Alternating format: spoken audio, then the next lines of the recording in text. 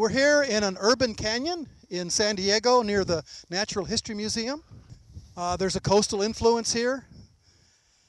On one side of the canyon with less sun is the chaparral. Why is it less sun?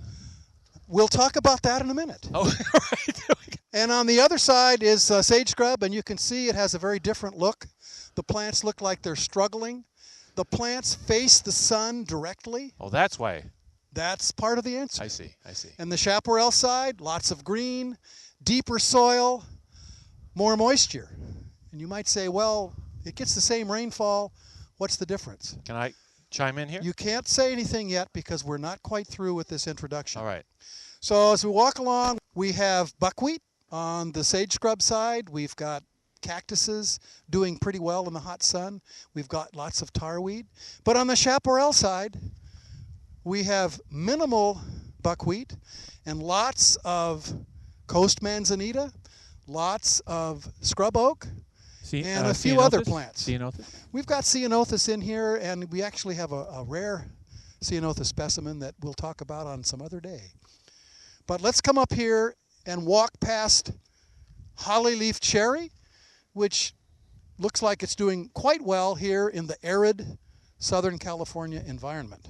You know what's amazing to me is people water their plants twice, 3 times a week, and these things go through a whole summer and they look just as green as anything in somebody's yard. So we're here in, mid-May, maybe later May, and the sun has been here. It might be 90 degrees today. Sunshine directly associated with the plants being blasted by the sun. That's kind of a pejorative thing, isn't it? That's true. And so it struggles. The soil is depauperate, and the plants are a little bit different. You notice you've got lots of buckwheat, you've got some cactuses surviving, and a lot of these tarweeds are getting prepared to suffer in the summer sun. And behind me, Rick, is chaparral. My favorite And habitat. so what's going on My up in the community, chaparral biome. community? Well, it doesn't get as much sunshine in a direct manner, so you've got a lot of more moisture up there, and consequently, the plants are a lot richer. They're denser, and there's a lot more variety of animal life up in there. And there's a wood rat nest, as a matter of fact. No way. Yeah.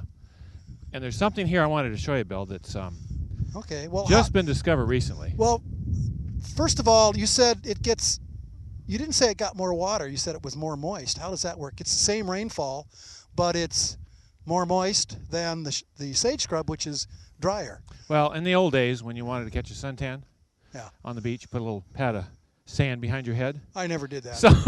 So what you do is you're looking directly at the sun, and so you get more radiation, hence more tan, skin cancer, whatever. Okay. So same applies here in the chaparral. You've got this south-facing slope, which is directly looking at the sun, so hence a lot more evaporation, even though it gets the same amount of rain as over here, except this side's facing kind of away from the sun. It's a north-facing slope, so it has a lot less evaporation.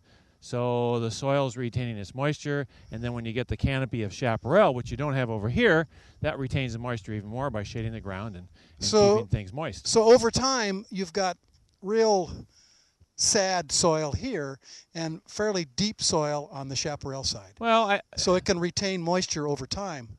I think sad. Sad is not right? Again, is not a proper term, no. I like sad soil. I think less moist.